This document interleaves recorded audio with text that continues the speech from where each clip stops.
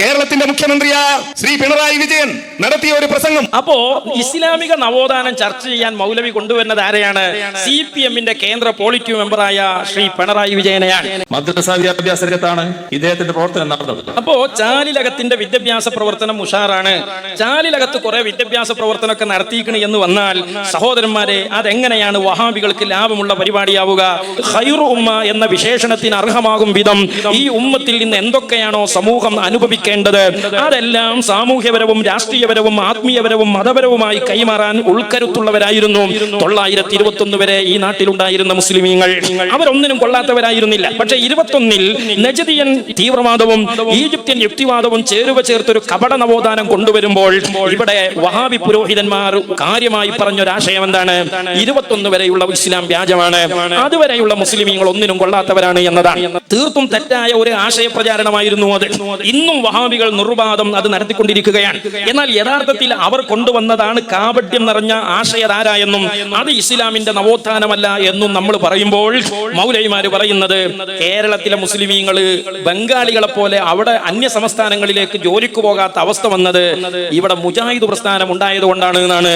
വഹാബി നവോത്ഥാനം കാപട്യമാണ് എന്ന് പറയുന്നത് തെറ്റാണ്.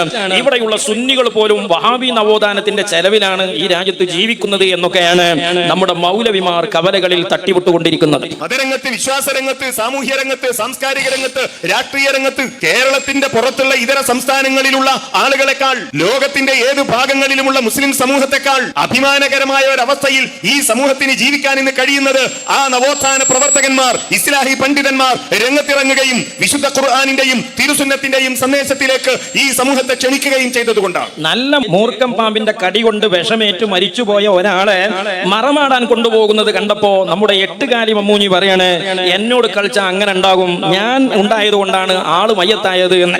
ഇതുപോലെയുള്ള വിവരക്കേടാണ് സഹോദരന്മാരെ ഈ പറയുന്നത്. കേരളത്തിലെ സമൂഹം മുസ്ലിമീങ്ങൾ മാത്രമല്ല, കേരളീയ സമൂഹം തന്നെ ഇന്ത്യ രാജ്യത്തെ ഇതര സ്റ്റേറ്റുകളിൽ നിന്ന് വ്യത്യസ്തരായ പ്രബുദ്ധ നേടിയവരാണ്. അത് രാഷ്ട്രീയപരമായ പ്രബുദ്ധതയുണ്ട്, വിദ്യാഭ്യാസപരമായ പ്രബുദ്ധതയുണ്ട്, സാമൂഹ്യപരമായ പ്രബുദ്ധതയുണ്ട്. അതിന് പല കാരണങ്ങളുണ്ട്. ആ കാരണങ്ങളുടെ കൂട്ടത്തിൽ പലതും മുസ്ലിം സമുദായത്തിന്റെ ഇന്നത്തെ ഉണർവിനും ഉത്തേജനത്തിനും നിമിത്തങ്ങളായി നിന്നിട്ടുണ്ട്. അത് കാലോചിതമായ പരിവർത്തനങ്ങളാണ്. അല്ലാതെ 21-ന്റെ മുമ്പ് മൊത്തം ഗ്രഹണവും 21-ന്റെ ശേഷം വഹാബികൾ വന്നപ്പം വലിയ സൂര്യപ്രകാശവുമാണ് എന്ന് പറയുന്നത് യാതൊരു ചരിത്ര പിൻബലവും ഇല്ലാത്ത വിടുവായിത്തമാണ്. അല്ലെങ്കിൽ ഇന്ന് ബീഹാറിൽ നിന്നും ജാർഖണ്ഡിൽ നിന്നും അതേപോലെ ബംഗാളിൽ നിന്നും UP-യിൽ നിന്നൊക്കെ നമ്മളുടെ നാട്ടിലേക്ക് കടന്നു വരുന്ന അന്യ സംസ്ഥാന തൊഴിലാളികളെ പോലെ ഇവിടെ നിന്ന് നമ്മളും പോകേണ്ടി വരുമായിരുന്നു. ഇവിടെ നിന്ന് ഇപ്പോഴും അന്യ സംസ്ഥാനങ്ങളിലേക്ക് കേരളീയർ പോകുന്നുണ്ട് മൗലവിമാരെ. അതാരാണ്? കാശ്മീർ മുതൽ കന്യാകുമാരി വരെ നീണ്ടുകിടക്കുന്ന ഇന്ത്യ രാജ്യത്തിന്റെ വിശാലമായ ഭൂപടത്തിന്റെ അകത്തലങ്ങളിൽ ഈ രാജ്യത്തെ മുസ്ലിം ന്യൂനപക്ഷങ്ങളുടെ ചരിത്രപരമായ പിന്നോക്കാവസ്ഥയെ നിർണയിക്കുകയും നിർവചിക്കുകയും ചെയ്തുകൊണ്ട് അവർക്കൊക്കെ ചിറകു പിടിപ്പിക്കാൻ അറിവും അന്നവും അതുപോലെ വെള്ളവും തൊഴിലും നൽകി കേരളത്തിൽ നിന്ന് സുൽത്താനുൽ ഉലമ കാന്തപുരം ഉസ്താദിനെ പോലെയുള്ള ആലിമീങ്ങൾ ഈ രാജ്യത്ത് കരുപ്പിടിപ്പിച്ച ആത്മീയ നവോത്ഥാനത്തിന്റെ ചിറക് വെച്ച് പിടിപ്പിക്കാൻ ഇവിടെ നിന്ന് അങ്ങോട്ട് പോകുന്നുണ്ട്. എന്നാൽ കേരളീയ മുസ്ലിമീങ്ങൾക്ക് ഇതൊക്കെ കൊണ്ടുവന്നു എന്ന് പറയുന്ന മുജാഹിദുകളുടെ അവസ്ഥ ഇന്ന് എവിടെയുള്ളത്? എടവണ്ണങ്ങാടിയിൽ വന്ന 2 പാലുണ്ട്, ഒന്ന് സീതിയാജി പാലവും ഒന്ന് ജമാലങ്ങാടി പാലവുമാണ്. ഈ 2 പാലത്തിന്റെ ഇടക്ക് തൗഹീദ് ഇന്നും തീരുമാനമാക്കാതെ തമ്മിലടിച്ച് സ്വയം നശിക്കുന്ന അവസ്ഥയിലേക്ക് ഈ വഹാബി ഉപരിപ്ലവം എന്തുകൊണ്ട് അതപ്പതിച്ചു പോയി എന്ന് ചോദിച്ചാൽ ആത്മാവില്ലാത്ത പ്രകടനപരതയും ബ്രിട്ടീഷുകാർക്ക് വേണ്ടിയുള്ള കൂലിയെടുപ്പുമായിരുന്നു വഹാബി പുരോഹിതന്മാർ ഇവിടെ നടത്തിയത് എന്നതുകൊണ്ടാണ്. ആനുകാലിക മുസ്ലിം ഇന്ത്യയുടെ പ്രശ്നങ്ങളെ നിർവചിച്ചുകൊണ്ട് എന്ത് ചുക്കും ചുണ്ണാമ്പുമാണ് വഹാബി പുരോഹിതർ സമകാലികമായി മുസ്ലിം ഇന്ത്യക്ക് കൈമാറിക്കൊണ്ടിരിക്കുന്നത്. അവിടെയാണ് മമ്പുറന്തങ്ങളുടെയും ഉമർഖാദിയുടെയും മഹദൂമാരുടെയും ആത്മീയമായ പാരമ്പര്യത്തിന്റെ കാലടിപ്പാടുകളെ അങ്ങനെ തന്നെ പിന്തുടർന്നുകൊണ്ട് മഹാനായ കാന്തപുരം ഉസ്താദിനെ പോലെയുള്ള ആലിമീങ്ങൾ ഇന്ത്യ ഒട്ടുക്കും സഞ്ചരിച്ച് അവർക്ക് ദിശാബോധം നൽകിക്കൊണ്ടിരിക്കുന്നത്, അറിവ് നൽകിക്കൊണ്ടിരിക്കുന്നത്. എന്നാൽ ഈ 20-ൽ ആരംഭിച്ചു എന്ന് പറയുന്ന കരിഞ്ചന്ത എവിടെ തുടങ്ങി, ഇന്ന് അതവിടെ എത്തി നിൽക്കുന്നു എന്നത് അവർക്ക് പോലും നിശ്ചയിക്കാൻ കഴിയാത്ത അവസ്ഥയിലാണ്. അതിൽ നിന്ന് വ്യത്യസ്തമായ ഒരു ജീവിത സാഹചര്യം ഇവിടെ ഉണ്ടായത് ഈ നവോത്ഥാനത്തിന്റെ ഫലമാണ് എന്ന് നമ്മൾ മനസ്സിലാക്കണം. അത് കേരളത്തിന്റെ കവലകളിൽ ചിലപ്പോൾ രാഷ്ട്രീയക്കാർ പറയും, ഞങ്ങൾ ഉണ്ടായിട്ടാണ് ഇവിടെ ഇങ്ങനെയൊക്കെ വെളിച്ചം വെക്കുന്നത്. ഇതുപോലെ വഹാബികൾ പറയും, ഞങ്ങൾ ഉണ്ടായിട്ടാണ് ഇങ്ങനെ വെളിച്ചം വെക്കുന്നത്. എന്നാൽ വസ്തുതാപരമായി നമ്മൾ മനസ്സിലാക്കിയാൽ ഹിജ്റ 5-ൽ സ്വഹാബികളിലൂടെ ആരംഭിച്ച ഇസ്ലാമിന്റെ ആധ്യാത്മിക നവോത്ഥാനം ആത്മീയ സരണികളിലൂടെ, മഖ്ദൂമുമാരിലൂടെ, കോഴിക്കോട് കാളിമാരിലൂടെ, ഹളർമൗത്തിലെ സാദാത്തുക്കളിലൂടെ ഈ രാജ്യത്ത് ഇടതടവില്ലാതെ സംരക്ഷിച്ചു പോന്നു എന്നതാണ് കേരളീയ മുസ്ലിമീങ്ങൾക്ക് പ്രത്യേകമായി ഇന്ന് കാണുന്ന പ്രബുദ്ധതക്കും ഇന്ന് കാണുന്ന പുരോഗതിക്കും നിമിത്തമായി പറയാനുള്ളത്. ഇസ്ലാം എന്ന ചുമര് ഇവിടെ ഉണ്ടാക്കിയത് മുസ്ലിം പണ്ഡിതന്മാരാണ്. ആ ചുമരിലാണ് രാഷ്ട്രീയക്കാർ വന്ന് ചിത്രം വരച്ചത്, ആ ചുമരിലാണ് വഹാബികൾ വന്ന് ചിത്രം വരച്ചത്, ആ ചുമരിലാണ് മൗദൂദികൾ വന്ന് ചിത്രം വരച്ചത്. ആ ചിത്രം വരക്കാൻ ഒരു ചുമരി ഇവിടെ സംരക്ഷിച്ചത് ഇടതടവില്ലാതെ ഇവിടെ വഴിഞ്ഞൊഴുകിയ ആധ്യാത്മികമായ പാരമ്പര്യ നവോത്ഥാനമാണ് എന്ന് ഈ രാജ്യത്തെ വഹാബികൾ തിരിച്ചറിഞ്ഞില്ലെങ്കിലും വിശ്വാസികൾക്ക് അത് തിരിച്ചറിയാൻ കഴിയും. എന്നാൽ ഈ മുസ്ലിയാക്കന്മാർക്ക് ആ നവോത്ഥാനം പിടിക്കുമോ? ഇല്ല. കാരണം മുസ്ലിയാക്കന്മാർ ഇസ്ലാമിന്റെ ഇസ്ലാഹ് മനസ്സിലാക്കുന്നത് ഇസ്ലാമിക പ്രമാണങ്ങളെയും വസ്തുതകളെയും മുമ്പിൽ വെച്ചുകൊണ്ടാണ്. ഈ നവോത്ഥാനത്തെ കുറിച്ച് അവർ പറയുന്നതൊന്ന് കേട്ടു നോക്കൂ നമ്മൾ. ഇസ്ലാമിക ഉമ്മത്തിനെ കാലത്തും അഭിമാനിക്കാവുന്ന ചരിത്രങ്ങളെ അടയാളപ്പെടുത്തി കടന്നുപോയ ആ ഒരു കാലഘട്ടത്തിലെ ജനസഞ്ചയത്തിന്റെ മുഖത്ത് കരിവാരി തെച്ചുകൊണ്ട് ആ സമുദായത്തിന്റെ ചരിത്രങ്ങളെ സമ്പൂർണ്ണമായും ഇല്ലായ്മ ചെയ്യുവാനും തേജോവധം ചെയ്യുവാനും ശ്രമിച്ചുകൊണ്ട് ചില സന്ദർഭങ്ങളിൽ അവർക്ക് ആവശ്യമുള്ള രീതിയിൽ ആ പൂർവിക ഉമ്മത്തിന്റെ ചരിത്രങ്ങളെ കട്ടെടുത്തുകൊണ്ട് അവരുടെ സ്വന്തമായ അഡ്രസ്സിലേക്ക് ചേർത്തി വെച്ചുകൊണ്ടും 1920കളിൽ ഇവിടെ ഒരു കപട നവോത്ഥാനം ആരംഭിക്കുകയാണ്. ഇന്ന് കേരളത്തിൽ നമ്മൾ കേട്ടുകൊണ്ടിരിക്കുന്ന മുജാഹിദുകളുടെ വിവിധ ഗ്രൂപ്പുകളും ജമാഅത്തെ ഇസ്ലാമിയും തുടങ്ങി ഈ ഉമ്മത്തിന്റെ അകത്തളങ്ങളിൽ രൂപപ്പെട്ടു വന്ന അവാന്തര വിഭാഗങ്ങളുടെ മുഴുവനും അടിവേരായി നമുക്ക് അടയാളപ്പെടുത്താവുന്ന 1921 ഒരു കപട നവോത്ഥാനമുണ്ട്. യഥാർത്ഥത്തിൽ അതിനെ നവോത്ഥാനം എന്ന് വിശേഷിപ്പിക്കുന്നത് പോലും കാപട്യമാണ്. ആ നവോത്ഥാനത്തെ ഇസ്ലാമിക നവോത്ഥാനം എന്ന് പറയുന്നത് കാപട്യമാണ്, കളവാണ്. എന്തുകൊണ്ട്? ഇസ്ലാമിന്റെ നവോത്ഥാനത്തിന് അല്ലാഹുവിന്റെ ഖുർആൻ പറഞ്ഞ അടിത്തറയുണ്ട്. ആമിനു കമാ ആമനന്നാസ്. ഇസ്ലാമിന്റെ നവോത്ഥാനം സാധിപ്പിച്ചെടുക്കേണ്ടത് എങ്ങനെയാണ്? മഹാരഥന്മാരായ സ്വഹാബിമാരെ ഫോളോ ചെയ്തുകൊണ്ടാണ്. ആ സ്വഹാബിമാരാണ് കേരളത്തിൽ മതം കൊണ്ടുവന്നത്. അവരെ ഫോളോ ചെയ്തുകൊണ്ടാണ് മഖ്ദൂമുമാർ ഇവിടെ നവോത്ഥാനം സാധിപ്പിച്ചത്. അങ്ങനെയാണ് കോഴിക്കോട് കാളിമാര് നവോത്ഥാനത്തെ കരുപ്പിടിപ്പിച്ചത്. അങ്ങനെയാണ് ഹളർമൗത്തിലെ സാദാത്തുക്കൾ ഇസ്ലാമിന്റെ നവോത്ഥാന സംരംഭങ്ങളെ ഇവിടെ പുഷ്കലമായി പടുത്തുയർത്തിയത്. എന്നാൽ വഹാബികളുടെ നവോത്ഥാനം കാപട്യമാണ് എന്ന് പറയാനുള്ള കാരണം എന്താണ്?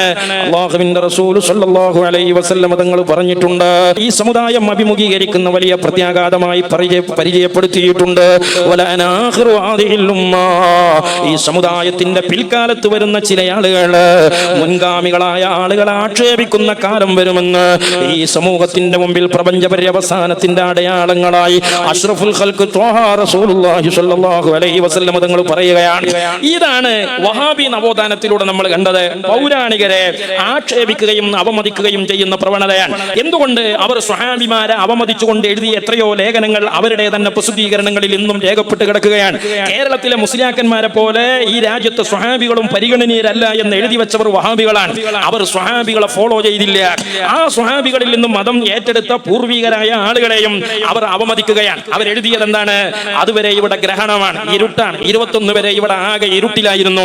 നബി സല്ലല്ലാഹു അലൈഹി വസല്ലം തങ്ങൾ അറേബ്യയിൽ പ്രബോധനത്തിന് വരുന്നതിന്റെ മുമ്പ് അവിടെ ഉണ്ടായിരുന്ന സാമൂഹ്യ പശ്ചാത്തലം പോലെ കേരളീയ മുസ്ലിം സമുദായത്തിന്റെ സാമുദായിക അന്തരീക്ഷം ഇരുളടഞ്ഞു പോയിരുന്നു എന്ന് പൗരാണികരെ ആക്ഷേപിക്കുക എന്ന സമുദായത്തിന്റെ അപജയമാണ് മുസ്ലിമീങ്ങൾക്കിടയിൽ വഹാബികൾ പ്രചരിപ്പിച്ചത്. പിന്നെ എന്തുകൊണ്ടാണ് അത് കാപട്യമാണെന്ന് പറയാനുള്ള കാരണം, അല്ലാഹുവിന്റെ റസൂൽ സ്വല്ലല്ലാഹു അലൈഹി വസല്ലം തങ്ങൾ തന്നെ പറഞ്ഞിട്ടുണ്ട് ഇസ്ലാമിക നവോത്ഥാനത്തിന്റെ നേർരേഖ എന്താണ്, ഇസ്ലാമിക നവോത്ഥാനത്തിന്റെ അടിത്തറ എന്താണ്. അല്ലാഹുവിന്റെ റസൂൽ സ്വല്ലല്ലാഹു അലൈഹി വസല്ലം പറയുകയാണ്, ലാ യസ്ലഹു ആഖിറു ഹാദിഹിൽ ഉമ്മ ഇല്ലാ ബിമാ സ്വലഹ ബിഹി അവ്വലുഹാ. ഇസ്ലാമിലെ ഇസ്ലാഹ് എങ്ങനെയാണോ പൂർവികർ നടപ്പാക്കിയത് അതുപോലെയാണ് പിൽക്കാലത്തുള്ളവരും ആ നവോത്ഥാനത്തെ പ്രാവർത്തികമാക്കേണ്ടത് എന്ന് ഷഫീഉനാ റസൂലുള്ളാഹി സ്വല്ലല്ലാഹു അലൈഹി വസല്ലം പറയാണ്. കേരളീയ മുസ്ലിമീങ്ങൾക്കിടയിൽ ഇവിടെ നവോത്ഥാനം നടപ്പിലാക്കിയ ആളുകളുണ്ട്. അതാരാണ്? മഖ്ദൂമുമാരാണ്, സാദാത്തുക്കളാണ്, കോഴിക്കോട് കാളിമാരാണ്. അങ്ങനെ സ്വഹാബിമാർ വരെ എത്തുന്ന ഒരു പാരമ്പര്യ കണ്ണിയാൻ. അവരെ ആക്ഷേപിച്ചുകൊണ്ട് വഹാബികൾ കൊണ്ടുവന്ന നവോത്ഥാനം എവിടെയാണ്? ഇത് വക്കം മൗലവി ചിന്തകൾ, രചനകൾ എന്ന പേരിൽ മുജാഹിദുകൾ കേരളത്തിൽ വഹാബി നവോത്ഥാനം കൊണ്ടുവന്ന ആളുകളെ പരിചയപ്പെടുത്തി എഴുതിയ പുസ്തകത്തിൽ പറയുന്നുണ്ട്, ഇസ്ലാമിക പരിഷ്കരണം വക്കം മൗലവി രൂപം കൊള്ളുകയാണ്. 21 ശേഷം വക്കം മൗലവി വഹാബി പ്രസ്ഥാനത്തിന്റെ ആശയധാര സ്വീകരിച്ച് രംഗപ്രവേശനം ചെയ്യാനുള്ള പശ്ചാത്തലം ഉണ്ടായത് എങ്ങനെയാണ്? ഔദ്യോഗിക വിദ്യാഭ്യാസം ലഭിക്കാതെയാണ് വക്കം മൗലവി തന്റെ വൈജ്ഞാനിക ലോകത്തേക്ക് പ്രവേശിക്കുന്നത്. ദക്ഷിണേന്ത്യയിലെ പ്രമുഖ ഇസ്ലാമിക പണ്ഡിതരുടെയും ഭാഷാ പണ്ഡിതരുടെയും അധ്യാപനം വീട്ടിൽ വെച്ച് തന്നെ നേടിയ വക്കം മൗലവി താമസിയാതെ അറബി ലോകത്ത് നടന്നു തുടങ്ങിയ ഇസ്ലാമിക പരിഷ്കരണത്തിൽ ശ്രദ്ധ കേന്ദ്രീകരിക്കുന്നത് ഈജിപ്തിൽ നിന്നും വായിക്കുവാനായി ലഭിച്ച അൽമനാറിലൂടെയാണ്. സഹോദരന്മാരെ, ഈ 21 വഹാബികൾ കൊണ്ടുവന്ന നവോത്ഥാനം അവർക്ക് എവിടുന്ന് കിട്ടിയതാണ്? സ്വഹാബിമാർ മുതൽ 21 വരെയുള്ള മുസ്ലിം കൈരളിയിൽ നിന്നല്ല, പിന്നെ ഈജിപ്തിൽ നിന്നാണ്. അതിന്റെ നിമിത്തം ഏതാണ്? അൽമനാറാണ്. ആരാണ് ഈ അൽമനാർ പ്രസിദ്ധീകരിച്ചിരുന്നത്? സയ്യിദ് ജമാലുദ്ദീൻ അഫ്ഗാനിയാണ്, ഷെയ്ഖ് മുഹമ്മദ് അദ്ദുവാണ്, സയ്യിദ് റഷീദ് റിളയാണ്. 3 പേരും ഒരേ വിഷയം വ്യത്യസ്ത രീതിയിലൂടെ അവതരിപ്പിച്ചവരായിരുന്നു. ഇതിൽ അഫ്ഗാനിയെ വക്കം മൗലവി പ്രത്യേകമായി ഉദ്ധരിച്ചെഴുതിയിട്ടുണ്ട്. അപ്പൊ ഈജിപ്തിൽ നിന്ന് വന്ന അൽമനാർ, മുഹമ്മദ് അദ്ദു, റഷീദ് റിള തുടങ്ങിയ ആളുകൾ ഇവരായിരുന്നു വഹാബികളുടെ നേതൃത്വം. ഇനി ആരാണ് ഈ ഈ അദ്ദു അഫ്ഗാനിമാർ എന്ന് നിങ്ങൾ നോക്കൂ. മുജാഹിദുകളിൽ തന്നെ ഒരു വിഭാഗം ആളുകൾ ഇപ്പൊ തിരിച്ചറിഞ്ഞിട്ടുണ്ട്. ഈ അൽമനാർ പ്രസിദ്ധീകരിച്ചിരുന്ന അദ്ദു അഫ്ഗാനിമാരൊക്കെ ആരാണ്? അവർ മുസ്ലിമീങ്ങളായിരുന്നില്ല, അവർ സലഫികളായിരുന്നില്ല, അവർ ഒന്നാന്തരം യുക്തിവാദികളായിരുന്നു എന്ന് ഒരു മുജാഹിദ് മൗലവി തന്നെ പറയുകയാണ്. ഇപ്പൊ ജമാലുദ്ദീൻ അഫ്ഗാനിയും ഷെയ്ഖ് മുഹമ്മദ് അബ്ദു ഒക്കെ വലിയ മുന്തിയ സലഫികളാണെന്നാണ് നമ്മളെ പല ആളുകളും മനസ്സിലാക്കി വെച്ചിട്ടുള്ളത്. നിങ്ങളെ പല ആളുകളും അല്ല, നിങ്ങളെല്ലാവരും അതാ മനസ്സിലാക്കിയത്. കാരണം നാളിതുവരെ കഴിഞ്ഞ 80 കൊല്ലം നിങ്ങൾ ഞങ്ങൾക്ക് ഷാഫി ഇമാമിനെ പോലെ നിങ്ങൾക്ക് ഇമാമുമാരായി നിങ്ങൾ പ്രതിഷ്ഠിച്ചത് ഈ കരിഞ്ചന്തകളെയാണ്. ഞാനും അങ്ങനെ മനസ്സിലാക്കിയ ആളാണ്. ഉറപ്പല്ലേ? വഹാബി നുത്തുഫയിൽ ജനിച്ച് അങ്ങനെ മരിച്ച ഒരാൾ അതിന്റെ അപ്പുറം എന്താ മനസ്സിലാക്കുക? പക്ഷെ പിന്നീട് മനസ്സിലായി. അതാണ്, പിന്നീടാണ് വഹാബിയാക്കത് മനസ്സിലായത്. കേരളത്തിലെ പാരമ്പര്യ ഉലമാക്കൾക്ക് 921 ഈ കരിഞ്ചന്ത വന്നപ്പോഴേ മനസ്സിലായി ഇത് സാധനം ഇസ്ലാമല്ല. ജമാലുദ്ദീൻ അഫ്ഗാനി സലഫി അല്ല, അയാളെ ശിഷ്യനായ മുഹമ്മദ് അബ്ദു സലഫി അല്ല. അവരാണ് സഹോദരന്മാരെ ഈ അൽമനാർ പ്രസിദ്ധീകരിച്ചിരുന്നത്. ആ അൽമനാറിൽ എന്താണ് ഉണ്ടായിരുന്നത്? അഖലാനിയത്താണ്, തനിച്ച യുക്തിവാദമാണ്. ആ യുക്തിവാദത്തെയാണ് 21 ശേഷം നവോത്ഥാനമായി പരിചയപ്പെടുത്തിയത്. അതുകൊണ്ടാണ് സുന്നി പണ്ഡിതന്മാർ അത് കാപട്യമാണ്, ഇസ്ലാമിക നവോത്ഥാനമല്ല എന്ന് പറയുന്നത്. എന്നാൽ ആ പറഞ്ഞതിനെ കുറിച്ച് മുജാഹിദ് മൗലവി വിശദീകരിക്കുകയാണ്. ഇത് നവോത്ഥാനമല്ല എന്ന് ആർക്കും പറയാൻ കഴിയൂല, ഈ മുസ്ലിയാക്കന്മാർക്കല്ലാതെ. അതിന് ആരാണ് മൂപ്പർക്ക് തെളിവ് നിറങ്ങള്? അത് അതിനേക്കാളും വലിയ രസമാണ്. നമ്മൾ ഇവിടെ ഇസ്ലാമിക നവോത്ഥാനമാണ് ചർച്ച ചെയ്യുന്നത്. ഇസ്ലാമിക നവോത്ഥാനത്തിൽ നവോത്ഥാനമായി കാണുന്നത് നിരീശ്വരവാദികൾക്ക് നവോത്ഥാനമാകണമെന്നില്ല. ഇന്ന് നമ്മുടെ നാടുകളിൽ ലിബറൽ ചിന്തകളെ പ്രോത്സാഹിപ്പിക്കുന്നു എന്ന് പലരും ആരോപിക്കുന്ന, അല്ലെങ്കിൽ പലരും അങ്ങനെ ആശങ്കപ്പെട്ടുകൊണ്ടിരിക്കുന്ന ഒരു കാലമാണ്. അങ്ങനെയുള്ള ആളുകളെയൊക്കെ കൂട്ടിയിട്ട് നമ്മൾ ഇസ്ലാമിന്റെ നവോത്ഥാനം ചർച്ച ചെയ്യുമ്പോൾ ഒരു അണുമണി തൂക്കം വഹാബികളെയാണ് അത്തരം ലിബറൽ വാദികളൊക്കെ പിന്തുണക്കുക എന്നുള്ളത് ഉറപ്പല്ലേ? അങ്ങനെയുള്ള ചില തെളിവാണ് ഇസ്ലാമിക നവോത്ഥാനം ഏത് എന്ന് തീരുമാനിക്കാൻ മൗലവി കൊണ്ടുവരുന്നത്. ഗവേഷണം നടത്തി കണ്ടുപിടിച്ചത് അതാണ്. ഗവേഷണം നടത്തിയത് എവിടുന്ന? നാളിതുവരെയായി നിങ്ങൾ തന്നെ എഴുതി വെച്ച നിങ്ങളുടെ വാറോല വായിച്ചുകൊണ്ടാണ്. ഇത് പൂർവീകരെ അല്ല ഫോളോ ചെയ്തത്, ഇത് ഈജിപ്തിലെ യുക്തിവാദികളെയാണ് എന്ന് ഞങ്ങൾ റിസർച്ച് ചെയ്ത് കണ്ടെത്തിയത്. 1920-കളിൽ കേരളത്തിലുണ്ടായ മുസ്ലിം സമൂഹത്തിനിടയിലുണ്ടായ നവോത്ഥാന പ്രവർത്തനം അത് കപട നവോത്ഥാനമാണ്, അതിനെ നവോത്ഥാനം എന്ന് പോലും പറയാൻ പാടില്ല എന്ന്. അതിന്റെ കാരണം ഞാൻ വസ്തുതാപരമായി ഇവിടെ വിശദീകരിച്ചു. അത് യുക്തിവാദികൾ ഇറക്കിയ കരിഞ്ചന്തയാണ്. ബ്രിട്ടീഷുകാർ ആഗ്രഹിച്ചത് മുസ്ലിമീങ്ങളിൽ നടപ്പിലാക്കാൻ കൊണ്ടുവന്ന കലാപരിപാടിയാണ് എന്ന് നിങ്ങളുടെ തന്നെ വാറോല വെച്ചാണ് ഞാൻ തെളിയിച്ചത്. ആരായി പറയുന്നത്? ആ നവോത്ഥാനത്തിന്റെ തണലിലാണ് ഈ മുസ്ലിയാക്കന്മാര് ജീവിച്ചു പോയിക്കൊണ്ടിരിക്കുന്നത്. അതെങ്ങനെയാണെന്ന് അറിയില്ല. നമ്മൾ ആരും റേഷൻ വാങ്ങൽ വഹാബികളെ പൈസ വാങ്ങിയിട്ടല്ല. പിന്നെ എങ്ങനെയാണ് നമ്മൾ അവരുടെ നവോത്ഥാന ചെലവിൽ നമ്മൾ ജീവിച്ചു പോണത് എന്ന് പറഞ്ഞ മൗലവിക്ക് പോലും നിശ്ചയം ഉണ്ടാവില്ല. ആ നവോത്ഥാനത്തിന്റെ തണലിലാണ് ഇവിടെ അന്ന് വിഷയാവതരണം നടത്തിയ അധ്യാപകനുണ്ടല്ലോ, ആ അധ്യാപകൻ സ്കൂളിൽ ജോലി ചെയ്യുന്നത് ഈ നവോത്ഥാനത്തിന്റെ ഫലമാണ്. ഇത് അയാളുടെ ഒരു വിവരക്കേടാണ്. സുന്നി യുവജന സംഘത്തിന്റെ മലപ്പുറം ഈസ്റ്റ് ഭാരവാഹിയായ ഷക്കീർ മാസ്റ്റർ അരിമ്പ്ര എന്ന് പറയുന്ന നമ്മുടെ ഒരു നേതാവ് വാഴക്കാട് നടന്ന മുഖാമുഖത്തിൽ ഇത്തരം നവോത്ഥാന ചർച്ച ചെയ്ത് സംസാരിച്ചിട്ടുണ്ട്. അപ്പൊ വഹാബി മൗലവി മനസ്സിലാക്കിയത് ഈ മാസ്റ്റർ എന്ന് പറയുന്നതൊക്കെ അറബി മനുഷ്യകളാണ് എന്നാണ്. ആ മൗലവി LP സ്കൂൾ ഒരു അറബിൻഷിയാണ്. അപ്പൊ എല്ലാവരും അങ്ങനെയാണ്. അപ്പൊ ഈ അറബിൻഷി പരീക്ഷ കൊണ്ടുവന്നത് ഞങ്ങളല്ലേ? അപ്പൊ അങ്ങനെ ഇവരൊക്കെ അറബിൻഷി ചെലവിൽ ഞങ്ങളെ ചെലവിലാണ് ശമ്പളം വാങ്ങണമെന്നാ. അതൊക്കെ നന്നായി പഠിച്ച് മട്ടം പോലെ ജോലി ചെയ്യണ മാഷുമാരാണ്. അതിൽ നിങ്ങളെ ചെലവുകൾ തരേണ്ടതില്ല. ഇല്ലെങ്കിൽ പോയി നോക്കണം, കേരളത്തിന് പുറത്ത് എത്ര ആളുകളുണ്ട്, കേരളത്തിന് പുറത്ത് എത്ര ആളുകളുണ്ട് ഇങ്ങനെ സർക്കാർ ജോലി ചെയ്തുകൊണ്ടിരിക്കുന്നവരെന്ന് മുസ്ലിം സമുദായത്തിൽ. സർക്കാർ ജോലി ചെയ്യുന്ന ഒരുപാട് ആൾക്കാരുണ്ട്. ലക്ഷദ്വീപില് ആകെ 4, 3, 7 മുജാഹിദേ ഉണ്ടാവുള്ളൂ. അവിടെ എത്രങ്ങാനും മുസ്ലിം സർക്കാർ ജോലിയിലുണ്ട്. ഇതൊക്കെ ഇപ്പൊ വഹാബികളെ ചെലവാന്ന് പറയാൻ പറ്റുമോ? സാമൂഹികമായി ഉണ്ടാകുന്ന വികാസങ്ങൾ, ആ വികാസങ്ങൾ എല്ലാ വിഷയത്തിലും ഈ കൊച്ചു കേരളം എന്ന സംസ്ഥാനം, ഈ സംസ്ഥാനത്ത് ഹിന്ദു മുസ്ലിം വ്യത്യാസമില്ലാത്ത ജനങ്ങൾ ഏറെ മുന്നിലാണ്. ആ മുന്നിലായത് മുഴുവൻ ഈ എട്ടുകാലി മമ്മൂഞ്ഞാളെ കൊണ്ടാന്ന് പറഞ്ഞാൽ ഇതിനേക്കാളും വലിയ വിരോധാഭാസവും വിവരക്കേടും വേറെ എന്താണ്? വിദ്യാഭ്യാസം നേടിയവർ എത്രയുണ്ട് എന്നൊന്ന് പരിശോധിച്ചു നോക്കണം. എന്നിട്ട് വേണം ഇത് കപട നവോത്ഥാനമാണെന്ന് പറയാൻ. അതൊക്കെ ഞങ്ങൾ പരിശോധിച്ച് കന്യാകുമാരി മുതൽ കാശ്മീർ വരെയുള്ള നീണ്ടു നിവർന്ന് കിടക്കുന്ന മുസ്ലിംകൾക്കിടയിൽ ഒട്ടനവധി വിദ്യാഭ്യാസ സ്ഥാപനങ്ങൾ പടുത്തുയർത്തി നടപ്പിലാക്കി നടത്തിക്കൊണ്ടുപോകണമല്ല ഞങ്ങൾ. നിങ്ങൾക്ക് എത്ര ഉണ്ട്? നിങ്ങൾക്ക് മലപ്പുറം ജില്ലന്റെ അപ്പുറത്ത് ആരൊക്കെ പരിചയമുണ്ട്? ഏതൊക്കെ മുസ്ലിമീങ്ങളുടെ ജീവിതത്തെ കുറിച്ച് നിങ്ങൾക്ക് അറിവുണ്ട്? ചുമ്മാ നിങ്ങൾക്കൊരു ചുക്കും അറിയില്ല.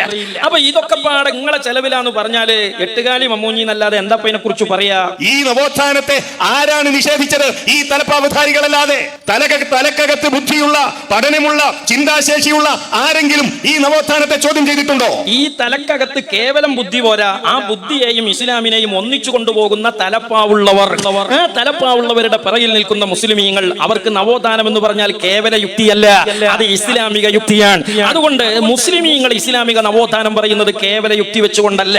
അതുകൊണ്ട് തന്നെ യഥാർത്ഥ മുസ്ലിമീങ്ങൾക്ക് അതിനെ നവോത്ഥാനമായി കാണാൻ കാണാനും കഴിയില്ല. കേരളത്തിൽ മുസ്ലിമീങ്ങളല്ലാത്ത മറ്റു പല മതങ്ങളിലും ജീർണതകൾ ഉണ്ടായിട്ടുണ്ട്.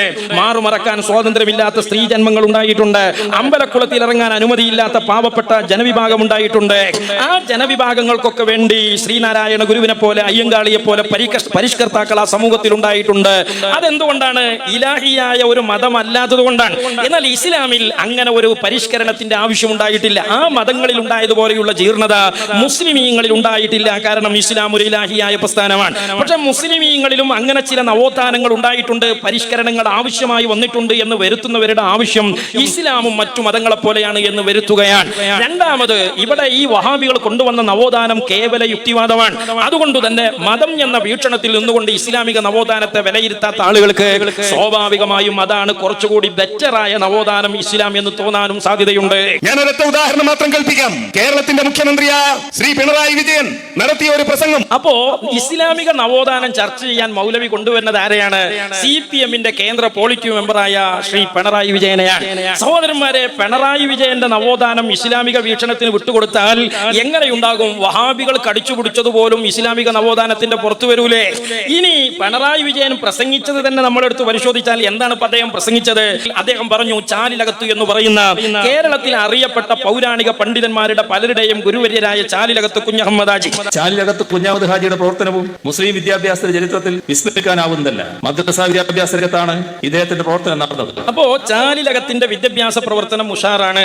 ചാലിലകത്ത് കുറെ വിദ്യാഭ്യാസ പ്രവർത്തനമൊക്കെ നടത്തിയിരിക്കണ എന്ന് വന്നാൽ സഹോദരന്മാരെ, അതെങ്ങനെയാണ് വഹാബികൾക്ക് ലാഭമുള്ള പരിപാടിയാവുക? എന്തുകൊണ്ട് വഹാബി പുരോഹിതന്മാർ ആ ചാലിലകത്തിനെ എങ്ങനെയാണ് പരിചയപ്പെടുത്തുന്നത്?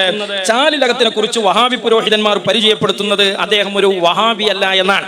ഉദാഹരണത്തിന് ഡോക്ടർ അഹമ്മദ് കുട്ടി എന്ന് പറയുന്ന മുജാഹിദ് മൗലവി ചാലിലകത്തിനെ കുറിച്ച് പരിചയപ്പെടുത്തുന്നിടത്ത് എഴുതി വെക്കുന്നത് കാണാം, ചാലിലകത്ത് ഒരു വഹാബി ആയിരുന്നില്ല, ഒരു ഇസ്ലാഹി പ്രവർത്തകനായിരുന്നില്ല. അതേ ചാലിലകത്തിനെ കുറിച്ച് വെളിയങ്കോട്ടമ്പർ മൗലവി പറയണേ, അദ്ദേഹം ഒരിക്കലും ഒരു വഹാബി പണ്ഡിതനായിരുന്നില്ല, സലഫി പണ്ഡിതനായിരുന്നില്ല. പിന്നെ ചാലിലകത്ത് ആരാണ്? അൽ ഇസ്ലാഹി എന്ന് പറയുന്ന വഹാബി പ്രസിദ്ധീകരണത്തിൽ ഉമർ മൗലവി എഴുതിയ ഈ ലേഖനത്തെ ശരിവെച്ചുകൊണ്ട് പറയണേ, ആ ചാലിലകത്ത് സുന്നിയായിരുന്നു, ഒരു പാരമ്പര്യ പണ്ഡിതനായിരുന്നു, ഒരിക്കലും അദ്ദേഹം ഒരു സലഫി പണ്ഡിതനായിരുന്നില്ല. അപ്പൊ ആ ചാലിലകത്തിനെ കുറിച്ച് പിണറായി വിജയൻ ഒരു പരിഷ്കർത്താവാണ്, നവോത്ഥാന നായകനാണ് എന്ന് പറഞ്ഞാൽ അതെങ്ങനെയാണ് വഹാബി നവോത്ഥാനത്തിന്റെ അക്കൗണ്ടിലേക്ക് വരിക എന്നാണ് നമുക്ക് മനസ്സിലാകാത്തത്. മാത്രമല്ല 1919 ചാലിലകത്ത് മരണപ്പെടുന്നത്. ആ ചാലിലകത്തിന്റെ ജീവിതകാലത്ത് ഇങ്ങനെ ഒരു കരിഞ്ചന്ത കേരളീയ മുസ്ലിമീങ്ങളിൽ കേട്ടിട്ടേ ഇല്ല.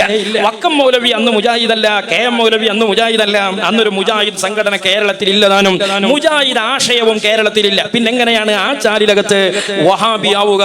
അപ്പൊ അല്ല എന്നതിന് വഹാബികളുടെ പ്രസിദ്ധീകരണവും യുക്തിയും നമുക്ക് തെളിവാണ്. അതുകൊണ്ട് തന്നെ പിണറായി വിജയൻ ആ നടത്തിയ പ്രസംഗം വഹാബി നവോത്ഥാനത്തിന്റെ അക്കൗണ്ടിലേക്ക് ചേരുന്നതുമല്ല. ഇനി വഹാബികൾ അവരുടെ നവോത്ഥാനമാണ് ശരി എന്ന് പറയാൻ ചെയ്യുന്ന വേറൊരു പണി എന്താണ്? കേരളത്തിൽ പൗരാണികരായ മുസ്ലിമീങ്ങളെ ഒന്നിനും കൊള്ളാത്തവരായി ചിത്രീകരിക്കുക. അങ്ങനെ ചിത്രീകരിച്ചിട്ട് ഞങ്ങളാണ് എല്ലാം കൊണ്ടുവന്നത് എന്ന് പരിചയപ്പെടുത്തുക. അങ്ങനെ ഒരു പൊതുബോധം ഈ നാട്ടിൽ മുസ്ലിമീങ്ങളല്ലാത്തവർക്കിടയിൽ പോലും പൗരാണികരായ പണ്ഡിതന്മാരെ കുറിച്ചുണ്ടായിട്ടുണ്ട്. അതിന്റെ ഭാഗമാണ് ചില ഉത്തരവാദപ്പെട്ട ആളുകൾ പോലും പറയുന്ന ചില വിവരക്കേടുകളും ചില അബദ്ധങ്ങളും ഉണ്ട്. ആ അബദ്ധത്തിന്റെ ഭാഗമായി നമ്മുടെ മുഖ്യമന്ത്രി പറയുന്നുണ്ട്, മുസ്ലിമീങ്ങളിൽ ഒരു കാലത്ത് മലയാള ഭാഷ നരകത്തിന്റെ ഭാഷയാണ്, അത് ഹറാമാണ് എന്നൊക്കെ പറഞ്ഞ ആളുകൾ ഉണ്ടായിരുന്നു എന്നാണ് സഹോദരന്മാരെ മുഖ്യമന്ത്രി സംസാരിക്കുന്നത്. മലയാളത്തെ നരകത്തിന്റെ ഭാഷയായി വിഭാവനം ചെയ്ത യാഥാസ്ഥിക കാഴ്ചപ്പാടിനെ തള്ളിപ്പറയാനും മലയാളം പഠിപ്പിക്കുന്നതിന് മുൻകൈയെടുക്കാനും അദ്ദേഹം തയ്യാറായി. യഥാർത്ഥത്തിൽ ഇതൊരു അബദ്ധമാണ്. കാലങ്ങളായി നവോത്ഥാനത്തിന്റെ പേരിൽ മുസ്ലിമീങ്ങൾക്കിടയിലും അമുസ്ലിമീങ്ങൾക്കിടയിലും പാടി പറഞ്ഞു പോരുന്ന ഒരു അബദ്ധമാണ്. സമസ്ത കേരള ജംഇയ്യത്തുൽ ഉലമയുടെ ഉലമാക്കൾ അങ്ങനെ ഒരു ഫത്വ കൊടുത്തിട്ടില്ല. ഇല്ല എന്ന് മാത്രമല്ല, വെളിയങ്കോട്ട് ഉമർ മൗലവി പോലും മലയാളം പഠിച്ചത് എവിടുന്നാ? ഒരു പാരമ്പര്യ പള്ളി ദർശന ഒരു സുന്നി പണ്ഡിതന്റെ അടുത്ത് നിന്നാണ്. അതാരാ പറയുന്നത്? വെളിയങ്കോട്ട് ഉമർ മൗലവി തന്നെ ഓർമ്മകളുടെ തീരത്ത് എന്ന പേരിൽ അദ്ദേഹം എഴുതിയ പുസ്തകത്തിൽ അയാൾ പറയാണ്, പള്ളി ദർസിൽ കഴിഞ്ഞുകൂടുന്നതിനിടയിലാണ് ഞാൻ മലയാളം വായിക്കാനും എഴുതാനും ശീലിച്ചത്. അതെങ്ങനെയാണ്? കായംകുളത്തിനടുത്ത് കീരിക്കാട് ദേശത്ത് ഉമർകുട്ടി മൗലവിയെ ഒരിക്കലും എനിക്ക് മറക്കാൻ കഴിയില്ല. അദ്ദേഹം എന്റെ സഹപാഠി മാത്രമല്ല, ഗുരുനാഥനുമാണ്, മലയാളം പഠിപ്പിച്ച ഗുരു. അപ്പൊ ആരാണ് ഉമർ മൗലവി എന്ന വഹാബി പുരോഹിതനെ മലയാളം പഠിപ്പിച്ചത്? സുന്നി പണ്ഡിതനാണ്. ഉമർകുട്ടി മൗലവി എന്ന് പറയുന്ന സുന്നിയാണ്. ഇനി ആ ഉമർകുട്ടി മൗലവി ആരാ? എന്റെ ഉസ്താദും ആത്മസുഹൃത്തുമായ ഉമർകുട്ടി മൗലവി ഈ ലോകം വിട്ടുപോയി. അദ്ദേഹത്തിന് അല്ലാഹ് പുറത്തു കൊടുക്കട്ടെ, അദ്ദേഹം ഒരു സുന്നിയായിരുന്നു. അപ്പൊ ഇന്ന് പൗരാണികരായ പണ്ഡിതന്മാര് മലയാള ഭാഷക്കെതിരായിരുന്നു എന്ന് പറഞ്ഞു നടക്കുന്ന മൗലവിമാരെ മലയാളം എഴുതാനും വായിക്കാനും പഠിപ്പിച്ചത് യഥാർത്ഥത്തിൽ സുന്നി പണ്ഡിതന്മാരും പാരമ്പര്യ പള്ളി ദർസുമായിരുന്നു. പിന്നെ എങ്ങനെയാണ് ഈ ഒരു പൊതുബോധം ഉണ്ടായത്? അത് മൗലവി പറയുന്നുണ്ട് തുടർന്നുകൊണ്ട്, ഇതാണ് കേരളത്തിന്റെ പൊതുബോധം. ഏത്? മലയാള ഭാഷ പണ്ടത്തെ മുസ്ലിമീങ്ങൾ നരകത്തിലെ ഭാഷയാക്കി, ഇംഗ്ലീഷ് ഭാഷ നരകത്തിലെ ഭാഷയാക്കി, പൗരാണികർ ഒന്നിനും കൊള്ളാത്തവരാണ് എന്നൊരു പൊതുബോധം മുസ്ലിമീങ്ങൾക്കിടയിലുണ്ടെന്ന് മൗലവി തന്നെ തുടരുകയാണ്. ആരായി പറയുന്നത്? മുജാഹിദ് പ്രഭാഷകനല്ല, ഇത് കേരളത്തിന്റെ പൊതുബോധമാണ്. അതെ, ആ പൊതുബോധം എങ്ങനെ ഉണ്ടായത്? ആരാണ് ആ പൊതുബോധം ഉണ്ടാക്കിയത്? സഹോദരന്മാരെ, വസ്തുതാവിരുദ്ധമായ ആ പൊതുബോധം മുസ്ലിമീങ്ങൾക്കിടയിൽ ഉണ്ടാക്കിയത് ബ്രിട്ടീഷുകാരാണ്. ഇന്നലെ വരെയുള്ള മുസ്ലിമീങ്ങൾ ഒന്നിനും കൊള്ളാത്തവരാണ്, കെ എം മൗലവിയും വക്കം മൗലവിയൊക്കെ മുന്തിയ ചരക്കുകളാണ് എന്ന നിലയിലേക്ക് കാര്യങ്ങൾ എത്തിച്ചതിൽ ഒരു പങ്ക് ബ്രിട്ടീഷുകാരുടെ പ്രചരണമാണ്. അതാരാ പറയുന്നത്? ഈ മൊയ്തു മൗലവി എന്ന് പറയുന്ന മുജാഹിദ് തന്നെയാണ്. ചരിത്ര ചിന്തകൾ എന്ന പേരിൽ അദ്ദേഹം എഴുതിയ പുസ്തകം, ആ പുസ്തകത്തിൽ അങ്ങനെ ഒരു പുസ്തകം എഴുതാനുള്ള കാരണം അയാൾ പറയുന്നുണ്ട്. അതെന്താണ്? ഞാൻ ഈ ചെറുഗ്രന്ഥം എഴുതാൻ ഒരു പ്രത്യേക കാരണമുണ്ട്. മുസ്ലിം പണ്ഡിതന്മാർ ലൗകിക കാര്യങ്ങളുമായി ബന്ധമില്ലാതെ പള്ളികളിലും മദ്രസകളിലും അടങ്ങി ഒതുങ്ങിയിരുന്ന് ജീവിതം നയിക്കുന്ന ഉപകാരമില്ലാത്ത ജന്തുക്കളാണ് എന്ന് ചിലർ ആക്ഷേപം പുറപ്പെടുവിക്കാറുണ്ട്. കേരളത്തിലും ഒരു കാലത്ത് അങ്ങനെ ചില ആക്ഷേപങ്ങളൊക്കെ ഉണ്ടായിരുന്നു. സുന്നി സ്ഥാപനങ്ങളുടെ സ്റ്റേജിൽ വന്ന് സുന്നി പണ്ഡിതന്മാർക്ക് സനത് കൊടുക്കാൻ നിൽക്കുമ്പോ പണ്ഡിതന്മാർ ഗ്രന്ഥം ചുമക്കുന്ന കഴുതകളാണ് എന്ന ചില രാഷ്ട്രീയക്കാർ ആക്ഷേപിച്ചത് നമ്മുടെ കേരളത്തിൽ ഉണ്ടായിട്ടുണ്ട്. ഇങ്ങനെ ചില ആക്ഷേപങ്ങൾ കേരളത്തിലും ഇന്ത്യയിലും ഉണ്ടായി. ഈ മൊയ്തു മൗലവി പുസ്തകം എഴുതാനുള്ള കാരണം പറയാണ്. 1940 ജിന്ന സാഹിബ് കൽക്കത്തയിൽ വെച്ച് പറഞ്ഞു, മൗലവിമാർക്ക് രാഷ്ട്രീയമൊന്നും അറിഞ്ഞുകൂടാ, അവരുടെ ശക്തി ഞാൻ നശിപ്പിച്ചിട്ടുണ്ട്. ഇത് ജിന്ന പറയാണ്. മുസ്ലിം പണ്ഡിതന്മാരെ ഒന്നിനും പറ്റൂല എന്ന ഒരു പൊതുബോധം ഇവിടെ ഉണ്ടാക്കിയെടുത്തതിന്റെ ഭാഗമാണ് ഇങ്ങനെ പരാമർശങ്ങൾ വന്നത്. അത് തിരുത്തുകയാണ് എന്റെ ലക്ഷ്യം എന്ന് പറഞ്ഞ് മൊയ്തു മൗലവി പുസ്തകം എഴുതി. അതിനുവേണ്ടി ചില പഠനങ്ങൾ നടത്തി. പഠനം നടത്തിയപ്പോൾ മുസ്ലിമീങ്ങളൊക്കെ ഭയങ്കര ഉഷാറാണ്. മുസ്ലിം പണ്ഡിതന്മാർ രാഷ്ട്രീയമായും സാമൂഹികമായും സാംസ്കാരികമായൊക്കെ വലിയ കഴിവും സംഭാവനകളും ഉള്ളവരാണ്. പക്ഷേ ഈ മൊയ്തു മൗലവിക്ക് അത് പറയാൻ ഒരു പ്രയാസം. എന്താണ് പ്രയാസം? ആ പ്രയാസം അയാൾ പറയാണ്. 2 കൊല്ലമായി മാപ്പിള സാഹിത്യ ചരിത്രത്തെ കുറിച്ച് ഞങ്ങൾ ഗവേഷണം നടത്തിക്കൊണ്ടിരിക്കുകയായിരുന്നു. കേരള ജനതയെ അമ്പരപ്പിക്കുന്ന പല യാഥാർത്ഥ്യങ്ങളും ഞങ്ങൾക്ക് ഗ്രഹിക്കാൻ കഴിഞ്ഞു. അതിന്റെ സംക്ഷിപ്ത രൂപം വായനക്കാരുടെ മുമ്പിൽ വെക്കാം. ഒരുപാട് ചരിത്രം മുസ്ലിം പണ്ഡിതന്മാർ വലിയ സംഭവങ്ങളാണ് എന്ന് തെളിയിക്കുന്നത് മൗലവിക്ക് കിട്ടിയിട്ടുണ്ട്. പക്ഷെ അത് ജനങ്ങളോട് പറയാൻ ഒരു പേടി. എന്താണ്? അവിടെ ഒരു വിഷമം. അക്ഷരജ്ഞാനം പോലും ഇല്ലാതെ അതപ്പതിച്ചു കിടക്കുന്ന ഒരു ജനതയാണ് മാപ്പിളമാരെന്ന് ബ്രിട്ടീഷ് ഭരണാധികാരികൾ തുടർച്ചയായ പ്രചാരണം നടത്തിക്കൊണ്ടിരുന്നു. അപ്പൊ ഈ പൊതുബോധം ഉണ്ടാക്കിയത് ആരാണ്? മൗലവിമാർ പറയുന്ന ഈ പൊതുബോധം നിരീശ്വരവാദികളും നിർമ്മിതവാദികളും ഒക്കെ ആയ ആളുകളിലേക്ക് ഇങ്ങനെ ഒരു പൊതുബോധം ഉണ്ടാക്കി കൊടുത്തത് ആരാണ്? ബ്രിട്ടീഷുകാരുണ്ടാക്കിയ ഒരു ആശയ പ്രചരണത്തിന്റെ ഭാഗമാണ്. അത് ബ്രിട്ടീഷുകാരിൽ മാത്രം ഒതുങ്ങി നിന്നോ? ഇല്ല. അവസാനം മാപ്പിളമാർ തന്നെയും ആ പ്രചാരണത്തിൽ കുടുങ്ങി.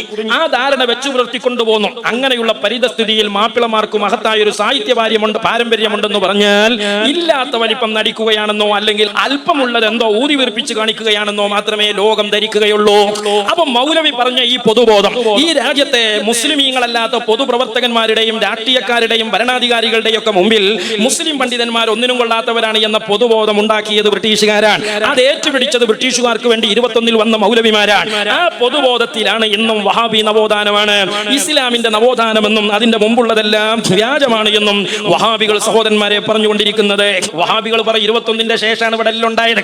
അപ്പൊ നമ്മൾ പറയും അല്ല, 21ന്റെ മുമ്പുള്ള മുസ്ലിം പണ്ഡിതന്മാരും സാദാത്തുക്കളും വലിയ കഴിവുള്ളവരാണ്, അവർ സ്വാതന്ത്ര്യ സമരം നടത്തിയവരാണ്, അവർ രാഷ്ട്രീയ പോരാട്ടം നടത്തിയവരാണ്, ഇസ്ലാമിക നവോത്ഥാനം എന്താണോ അതൊക്കെ ഉള്ളവരായിരുന്നു ഇവർ എന്ന് നമ്മൾ പറയുമ്പോ മൗലവിമാർക്ക് വേറൊരു ന്യായീകരണമാണുള്ളത്. മമ്പറം തങ്ങൾ എങ്ങനെ ഞങ്ങൾ ആളാകുക? മമ്പറം തങ്ങൾ 20ന്റെ മുമ്പുണ്ടായിരുന്ന ആളല്ലേ, ഈ സമസ്ത ഉണ്ടായത് 26-ലല്ലേ എന്നാണ് നമ്മുടെ ഒരു നേതാവിന്റെ പ്രഭാഷണം കേൾപ്പിച്ച് മൗലവി പറയുന്ന ന്യായീകരണം.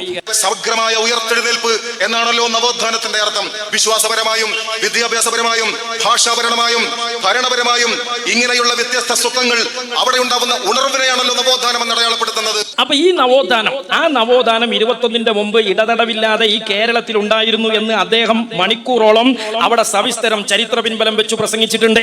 അതിനെ ഒന്നും ഗണ്ണിക്കാൻ മൗലവിക്ക് കഴിഞ്ഞിട്ടില്ല. പക്ഷേ മൗലവി അതിനൊരു ന്യായീകരണം പറയാണ്. വിശ്വാസപരമായും ആദർശപരമായും വിദ്യാഭ്യാസപരമായും സാമൂഹികമായും ഒക്കെയുള്ള ഉയർത്തെഴുന്നേൽപ്പിനെയാണ് ഈ നവോത്ഥാനം എന്ന് പറയുന്നത് എന്നാണ്. അതെ, അതിന് ചരിത്രപരമായി കാര്യകാരണങ്ങൾ വെച്ച് വസ്തുതകൾ ചൂണ്ടിക്കാട്ടി മണിക്കൂറോളം അദ്ദേഹം പ്രസംഗിച്ചിട്ടുണ്ട്. ആ ചരിത്ര പിൻബലങ്ങൾ മൗലവി തൊട്ടിട്ടില്ല. ആ നവോത്ഥാനം എപ്പോഴാണ് ഉണ്ടായത്? ആ നവോത്ഥാനം എങ്ങനെയാണ് ഉണ്ടായത്? അത് ഹിജ്റ 5 മുതൽ ഉണ്ടായതാണ്. അത് മഖ്ദൂമുമാരിലൂടെയും അതുപോലെ കോഴിക്കോട് ഖാദിമാരിലൂടെയും ഹദർമൗത്തിലെ സാദാത്തുക്കളിലൂടെയും ഒക്കെ ഘട്ടം ഘട്ടമായി പരിപോഷിപ്പിച്ചതും വളർത്തിയെടുത്തതും വികസിപ്പിച്ചതുമാണ്. ഇവർ ചിലപ്പോൾ വലിയ അവകാശവാദം പറയുന്നത് കാണാം. മമ്പർതങ്ങൾ ഉണ്ടായിട്ടില്ലേ, അതേപോലെയുള്ള ആളുകൾ ഉണ്ടായിട്ടില്ലേ, അവർ ബ്രിട്ടീഷുകാർക്കെതിരെ പോരാടിയിട്ടില്ലേ? ഉണ്ട്. അതൊക്കെ സമസ്ത ഉണ്ടാകുന്നതിന് മുമ്പാണ്. അതിനാണ് ന്യായീകരണം എന്ന് പറയാം. സഹോദരന്മാരെ, സമസ്ത ഉണ്ടാകുന്നതിന്റെ മുമ്പാണ് മമ്പർതങ്ങൾ ഉണ്ടായത്, ഉമർ ഖാദി ഉണ്ടായത്, അലി മുസ്ലിയാർ ഉണ്ടായത്, മഖ്ദൂമുമാരുണ്ടായത്. സമസ്ത എന്തിനാ ഉണ്ടായത്? മഖ്ദൂമുമാരും അലി മുസ്ലിയാരും കോഴിക്കോട് ഖാദിമാരൊക്കെ ഇവിടെ മതമായി അനുഷ്ഠിച്ചതിനെ അങ്ങനെ പ്രചരിപ്പിക്കാൻ ചോദിക്കാനുണ്ടായതാണ്. അവരെ എങ്ങനെയാണ് നമ്മളുമായി ബന്ധപ്പെടുന്ന മൗലവിന്റെ സംശയം. അവരെന്താണോ മതമായി പറഞ്ഞത്, അവരെന്താണോ ഇസ്ലാമിന്റെ നവോത്ഥാനമായി കണ്ടത്, അതാണ് സമസ്ത കേരള ജംഇയ്യത്തുൽ ഉലമ ഇസ്ലാമിന്റെ നവോത്ഥാനമായി പറയുന്നത്. എന്നാൽ നിങ്ങളോ 21-ന്റെ മുമ്പ് ഇവിടെ ഗ്രഹണമായിരുന്നു, ഇരുട്ടായിരുന്നു എന്നാണ് പറഞ്ഞുകൊണ്ടിരുന്നത്. അതാണ് ഇപ്പോഴും നിങ്ങൾ പ്രചരിപ്പിച്ചുകൊണ്ടിരിക്കുന്നത്. അവിടെയാണ് ഞങ്ങൾ മമ്പുറം തങ്ങളെ ഞങ്ങളുടെ മുൻഗാമിയായി ഉയർത്തി കാണിക്കുന്നത്. 1926 സമസ്ത കേരള ജംഇയ്യത്തുൽ ഉലമ ഉണ്ടാകുന്നത്. 1926 ഉണ്ടായ സമസ്ത 100ാം വാർഷികം ആഘോഷിക്കാണ് രണ്ട് കൂട്ടർ. അതാണ് 100 കൊല്ലം ഞങ്ങൾക്കായിട്ടുണ്ട്. ഈ 100 കൊല്ലം ഞങ്ങൾ ഇവിടെ പറഞ്ഞത് ഉമർ ഖാദി പഠിപ്പിച്ച ഇസ്ലാമിക നവോത്ഥാനമാണ്, മഖ്ദൂം തങ്ങൾ പഠിപ്പിച്ച നവോത്ഥാനമാണ്. സാമൂഹ്യ രംഗത്തും രാഷ്ട്രീയ രംഗത്തും മതരംഗത്തും ഒക്കെ ഞങ്ങൾക്ക് അതാണ് നവോത്ഥാനം. നിങ്ങൾ ഇവിടെ പ്രചരിപ്പിക്കുന്നതിന് ഘടകവിരുദ്ധമായി ഈജിപ്തിൽ നിന്ന് കൊണ്ടുവന്ന നവോത്ഥാനമാണ്. ഇനിയോ സഹോദരന്മാരെ, ഇതിൽ രസമുണ്ട്. നമ്മളോട് എങ്ങനെയാണ് ഈ മമ്പറം തങ്ങളും അതുപോലെ ഉമർ ഖാദിയൊക്കെ നിങ്ങൾ ആളാകണേ? നിങ്ങൾ 26-ലല്ലേ ഉണ്ടായത്, ഓലൊക്കെ അതിന്റെ മുമ്പ് മരിച്ചു പോയിട്ടില്ലേ എന്ന് ചോദിക്കണ ഇതേ മൗലവിമാരാണ് 20-ലുണ്ടായ ഐക്യസംഘത്തിന്റെ നേതാവായി 1919 മരിച്ച ചാലിലകത്തിനെ ചൂണ്ടിക്കാണിക്കുന്നത്, 1912 മരിച്ച മക്തി തങ്ങളെ ഞങ്ങളെ നേതാവാന്ന് പറയുന്നത്. അല്ലെങ്കിലും ഈ ചോദ്യം എത്ര വിവരക്കേടാ. ഈ ചോദ്യത്തിനനുസരിച്ചാണെങ്കിൽ പിന്നെ ഇബ്നു തൈമിയ്യ എങ്ങനെ അബ്ബല നേതാവാകുക, ഇബ്നു അബ്ദുൽ വഹാബ് എങ്ങനെ ഇവരെ നേതാവാകുക? അപ്പൊ അവരെ വിഷയം പറയുന്നിടത്ത് ഒലക്ക കടത്തി വെക്കാണ്. നമ്മൾ പറയുമ്പോൾ ഒലക്ക നീർത്തി വെച്ചെന്റെ നെല്ല് മൂടണം എന്ന് പറയുന്നത് ന്യായീകരണമാണ്. അപ്പൊ അടിസ്ഥാനപരമായി ഇസ്ലാമിന്റെ പേരിൽ വഹാബികൾ കൊണ്ടുവന്നത് കപട നവോത്ഥാനമാണ്.